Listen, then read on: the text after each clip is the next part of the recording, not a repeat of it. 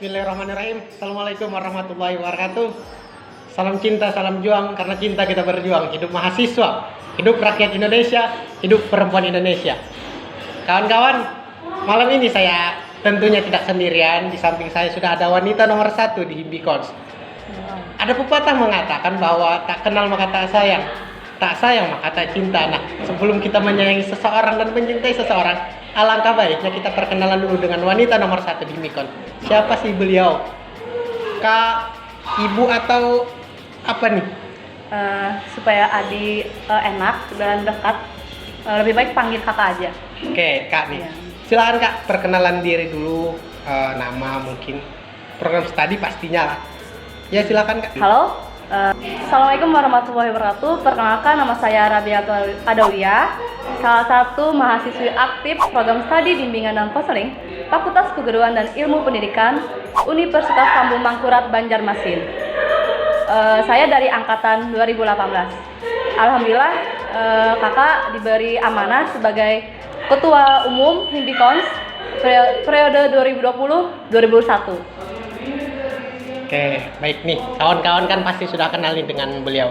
Siapa sih yang nggak kenal gitu, seperti itu sama sosok Kak Rabiatul Adawiyah. Mungkin di sini saya nantinya cuman panggil Kak Atul karena lebih Akrab. dekat dan lebih akrab seperti itu mungkin dengan panggilan sehari-hari beliau. Nah, malam ini kita akan sedikit berbincang dengan orang nomor 1 di Himbikons mengenai wanita, perjuangan-perjuangan beliau, dan beliau ini salah satu orang yang berprestasi seperti itu kawan-kawan. Waduh. Nah, Kak, ini Ulun mau bertanya sama Pian nih. Menurut Kakak itu wanita itu apa sih? Menurut Kakak nih wanita itu. Oke. Wanita itu ya sulit dijabarkan karena hanya wanita aja yang merasakan. Karena wanita itu mempunyai karakteristik yang unik, yang ini lelaki itu setiap hari mampu mempelajari sifat-sifat wanita. Jadi tidak mudah mempelajari karakternya itu dalam sehari, sebulan, itu sepanjang waktu. Jadi wanita itu perlunya dipahami, perlu disayangi, meskipun dalam kutip wanita itu terkadang manja, tapi dalam kata manjanya itu ada sosok kata kuat dalam hidupnya. Itu sih menurut kakak. Oke, penjelasan dari Kak Atul ini sangat menarik seperti itu. Wah. Berarti menurut Kak Atul ini wanita itu tidak mampu dideskripsikan dengan kata-kata. Wanita itu lebih suka dimengerti. Anggapannya tuh wanita ini lembut akan perasaannya seperti Ya, itu. begitu. Betul. Oke, nih Kak Atul. Kan tadi sudah nanya soal wanita nih. Nah, menurut Kak Atul nih, kan banyak stigma atau statement orang-orang di luar sana bahwa wanita ini identik dengan pekerjaan di dapur seperti itu. Nah, bagaimana pandangan seorang Kak Atul, salah satu pemimpin nomor 1 di Himbikons, kawan-kawan, menanggapi hal tersebut bahwa perempuan hanya bisa di dapur, hanya bisa mengurus anak, dan hanya bisa mengurus rumah. Nah, seperti apa pandangan Kak Atul? Pandangan kakak menurut stigma orang berpikir itu, kalau wanita yang sudah menjadi sebagai posisinya sebagai istri atau ibu, itu hal yang wajib, itu kewajiban untuk mengurus anak, suami, dan rumah tangganya. Tapi bagi kita yang belum menikah nih, yang masih muda, masih jiwanya yang muda, yang masih semangat lah untuk mencari pengalaman, mencari ilmu, kakak harap jangan ada sampai pikiran stigma, ngapain sih kuliah, ngapain sih cari ilmu, ngapain sih cari relasi yang banyak gitu. Nah, ujung-ujungnya ngurus anak, ngurus suami kayak tuh. Itu hal yang pikiran pendek bagi kakak itu. Bagi kakak, janganlah sampai berpikir begitu, jangan membatasi diri. Perempuan di rumah, jangan, perempuan banyak bisa melakukan apapun, bisa melakukan dengan melakukan perkembangan dirinya menjadi yang lebih baik, membuat potensinya lebih bagus, menjadi wanita karir salah satunya. Itu aja sih. Oke, Berarti menurut Kak Atul ini ya wanita itu juga bisa menjadi mampu berkarir lah seperti itu. Jadi patahkan statement atau stigma orang-orang di luar sana bahwa wanita itu hanya akan di dapur seperti itu. Nah menarik sebenarnya apa yang disampaikan Kak Atul.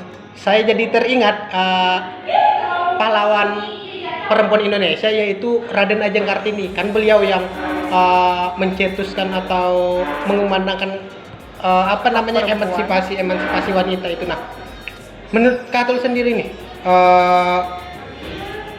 pandangan Kak Atul mengenai sosok beliau itu Raden Ajeng Kartini itu, apa yang bisa diambil dari sosok beliau Raden Ajeng Kartini? Menurut Kak Atul sendiri nih, apa yang bisa diambil seperti itu?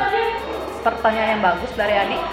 Sosok yang bisa diambil dari Raden Ajeng Kartini bagi kakak itu gigih memperjuangkan hak perempuan. Betul. Karena yang kakak ketahui, beliau dipingit tapi pikiran beliau tidak terbatas. Maksudnya pikiran beliau itu tidak terpenjarakan. Nah, terus selain gigih, beliau juga termasuk memperkenalkan budaya bangsa. Salah satunya itu ukiran Jepara. Nah, kita sebagai pemudi yang masih muda, marilah kita perkenalkan budaya bangsa. Mari kita pertahankan budaya bangsa, jangan sampai itu diakui oleh negara asing. Itu sih bagi kakak, gigih dan berani memperjuangkan hak perempuan. Oke, menarik ya, sangat bagus jawaban dari seorang Kak Atul. Gigih, berani mempertanggungjawabkan hak-hak perempuan, dan tadi sudah disebutkan beliau bahwa sosok seorang Raden Ajeng Kartini itu memperkenalkan hasil budaya dari Indonesia, budaya dari bangsa, salah satunya dengan mengenalkan seni ukir Jepara tadi terhadap negara-negara asing. Nah, seorang Kak Atul tentunya mungkin kawan-kawan mahasiswa BK, mahasiswa bimbingan konseling sudah tahu, karena periode sebelumnya di Himbikons, kalau kawan-kawan sering buka sosial media Instagramnya Himbikons, di sana banyak sekali Himbikon apresiasi mengenai prestasi-prestasi Kak Atul sendiri. Nah, saya rasa Kak Atul ini juga salah seorang yang yang kaya akan prestasi, kaya akan tanggung jawab beliau. Nah, jadi di sini Kak mau bertanya nih sama beliau, sama Kak Atul nih. Kak Atul kan seorang perempuan. Ya. Dan Kak Atul sendiri yang ulun tahu itu sangatlah berprestasi di dunia seni bela diri. Nah, seni bela diri ini kan sebenarnya kawan-kawan pasti sangat identik dengan seorang laki-laki. Nah, cuman di sini Kak Atul seorang perempuan terjun ke dunia seni bela diri dan tidak main-main. Banyak prestasi yang digapai oleh Kak Atul. Nah,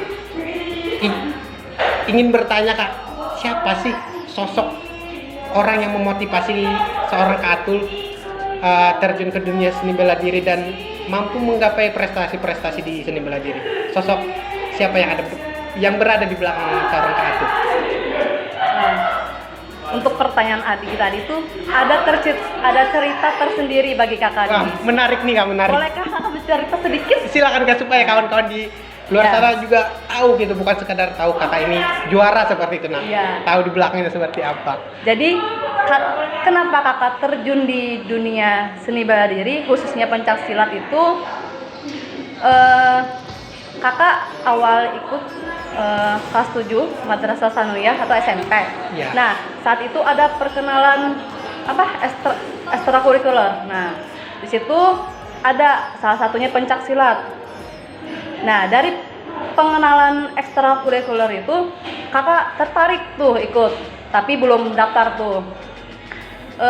Selang beberapa hari itu kakak sama mama kakak itu ke rumah kakek pakai taksi biasa dulu. Iya, nggak ada transportasi yang kendaraan seperti ini. Iya. Nah, berdua tuh turun dari taksi, jalan tuh terus ada cowok yang kayak ganggu mama kakak, otomatis kakak reaksi kayak buat ngelawan meskipun nggak ada perlawanan tersendiri seperti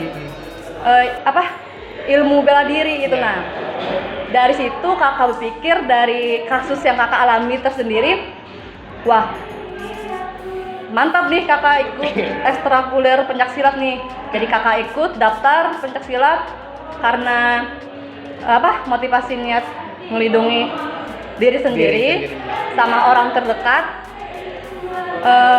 Terus motivasi kakak di pencaksilat itu banyak sekali, salah satunya itu orang tua. Terus kakak itu awalnya ikut pencaksilat itu karena bela diri aja, nggak ada yang prestasi, nggak tahu ada event popda, pon remaja, event berjenjang. Iya begitu. Jadi karena kakak lihat senior kakak yang berangkat ke sana kemari, itu mulai tujuan kakak yang buat jaga diri aja malah meningkat untuk mengukir prestasi kakak di bela diri begitu. Keren. Nah salah satunya itu senior kakak. Nah banyak itu pelatih. Terus untuk motivasi kakak tetap bertahan di pencaksilat ini karena pergaulan kakak itu sistematis itu kekeluargaan. Nah itu yang membuat kakak bertahan, buat kakak nyaman, dan banyak orang-orang yang terdekat mendukung kakak. Itu aja sih bagi kakak. Oke. Ternyata kawan-kawan, kita ketahui akhirnya sudah dalam jangka waktu yang lama sebenarnya Kak Atul mengikuti seni bela diri ini. Sejak kelas 7, bayangkan, kelas 7, 3 tahun di SMP, 3 tahun di SMA, 6 tahun, sekarang sudah semester 6, 3 tahun di bangku kuliah, 9, kurang lebih 9 tahun di dunia pencaksilat. Wah ini baku hantamnya sudah luar biasa seorang Atul. Nah tadi kan disebutkan Kak Atul, orang-orang yang memotivasi beliau itu orang tua, pelatih-pelatih, dan teman-teman terdekat beliau. Artinya kan di sini peran orang tua itu memang sangat besar bagi kesuksesan seorang anaknya juga. Orang tua. Nah berarti kan di sini kawan-kawan yang sering bertanya-tanya kenapa sih Kak Atul itu masih tetap bertahan di pencaksilat, dan sudah disebutkan Kak Atul juga tadi bahwa sistem di perguruan Kak Atul itu sistemnya memang kekeluargaan. Nah itu yang membuat Kak Atul nyaman di perguruan tersebut. Nah kawan-kawan pasti penasaran kenapa dari tadi saya bilang Kak Atul ini adalah wanita nomor 1 di Himbikons. Nah kenapa tuh? Kawan-kawan harus tahu malam ini siapa sih seorang Kak Atul ini. Dan periode sebelumnya itu sebenarnya Kak Atul ini kalau tidak salah itu karena saya ini sebenarnya sama Kak Atul waktu kepengurusan Himbikon sebelumnya kita satu bidang ya Kak, di bidang kaderisasi. Nah di tahun sebelumnya juga Kak Atul masuk di badan eksekutif mahasiswa di tingkat universitas. Saat itu di departemen apa Kak? Departemen Kebijakan. Kebijakan dan Pergerakan. Nah, divisi jaringan eksternal. Oke. Waktu itu di bawah nahkodanya Bang Ahdian. Oke, Pak Ahdian. Siapa sih yang tidak tahu dengan beliau? Siapa beliau? yang nggak kenal sama beliau? Oke, nah. Di BEM dan di Himbikons. Dan pada akhirnya ketika akhir kepengurusan di sana ditentukan dipilihlah secara musyawarah ketua umum yang baru. Nah, kawan-kawan pasti penasaran kenapa saya dari tadi bilang Kak Atul ini orang nomor 1 di Himbikons. Karena Kak Atul adalah seorang ketua umum Himbikons periode 2020-2021. Nah, jadi saya di sini ingin bertanya nih Kak, ada tidak perasaan dilema Kakak saat itu? Kan seperti ini Kak, Kakak itu di BEM dan di Himbikons. Nah, sebenarnya kan sama-sama ketika akhir demisioner tuh. Sebenarnya kan adakah keinginan Kakak untuk melanjutkan di badan eksekutif maksudnya ke pengalaman yang lebih mungkin relasi yang lebih luas? Ya, mungkin mengejar kepala departemen, mungkin anggapannya jabatan yang lebih tinggi lah di badan eksekutif. Sementara di Himbikons juga ada kesempatan yang bisa Kakak dapatkan, yaitu menjadi seorang ketua umum, dan akhirnya Kakak menjadi seorang ketua umum di Himbikons. Ada nggak perasaan dilema saat itu memilih harus ketua umum atau lanjut mengejar jabatan di badan eksekutif yang lebih tinggi anggapannya? Ya, pertanyaan itu sangat luar biasa nih. Karena itu pilihan kakak yang dilema.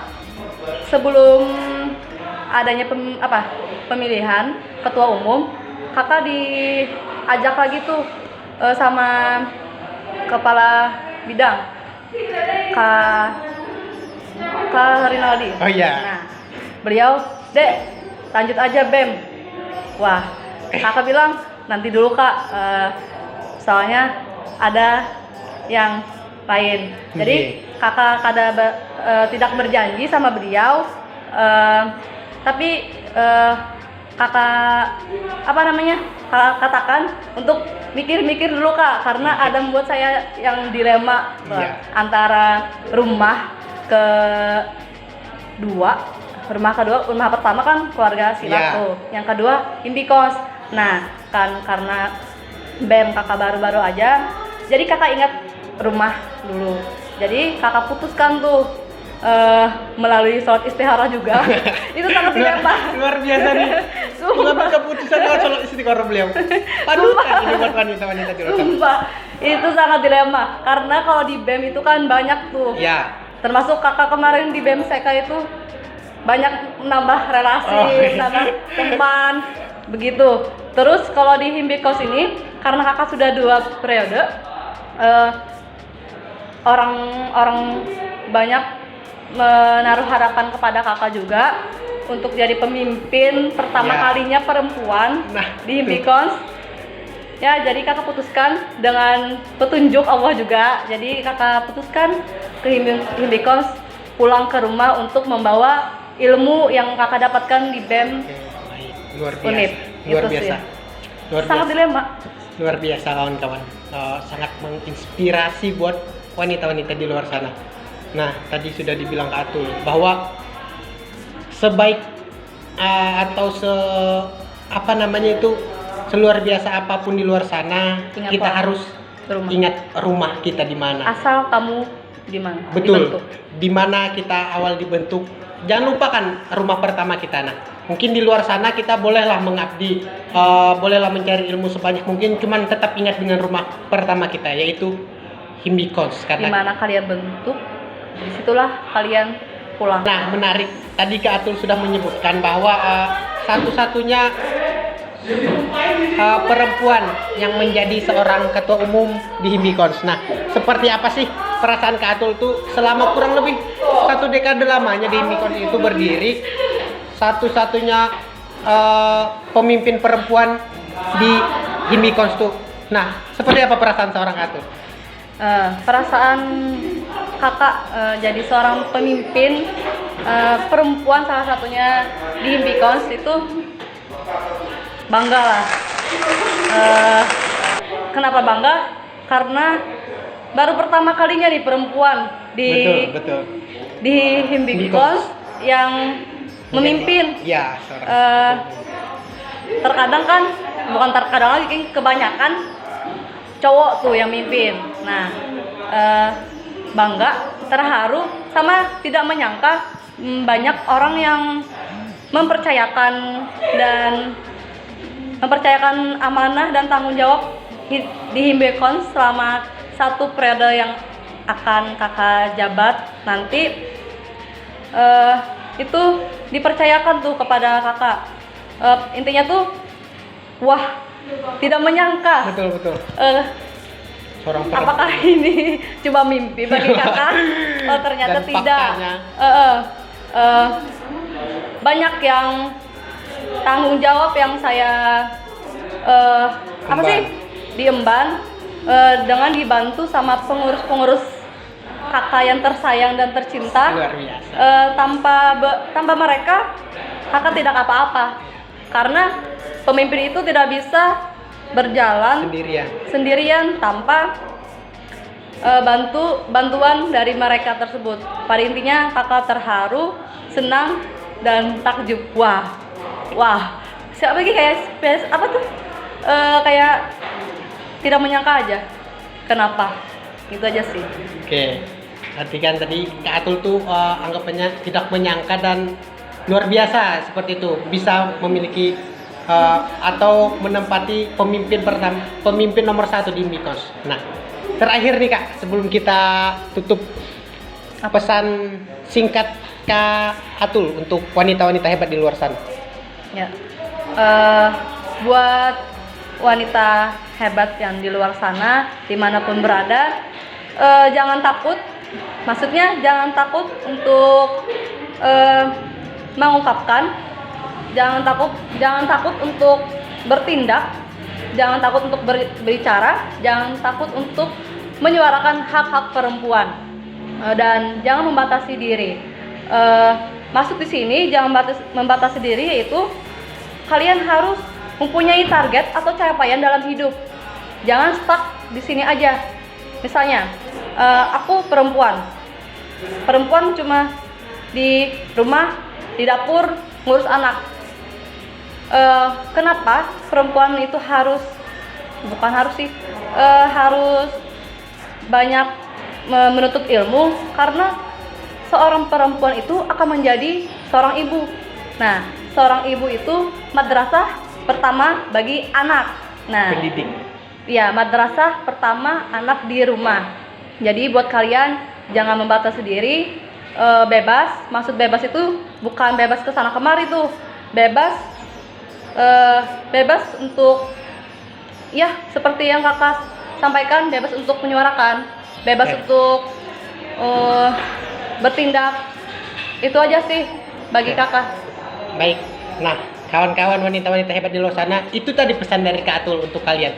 Jangan cuma menguatkan stigma bahwa wanita hanya di rumah saja, karena wanita adalah madrasah pertama untuk anak-anaknya di rumah. Baik, mungkin itu ya Kak, Wah. bincang-bincang singkat kita pada malam ini, pada kesempatan kali ini. Nah, Nggak lama ya, singkat saja, namun mungkin berkesan. ada, Insya ya Allah. berkesan dan ada poin penting yang harus bisa kawan-kawan ambil. Insya Allah bermanfaat Mudah-mudahan, amin ya robbal alamin. buat perempuan yang di luar sana. Baik, saya Adi Maulana dan Saya Rabiatul Adawiyah. pamit undur diri. Wassalamualaikum warahmatullahi wabarakatuh. Salam mahasiswa. Hidup mahasiswa, hidup Hidup rakyat rakyat Indonesia, Indonesia, hidup hidup perempuan perempuan Indonesia. Indonesia.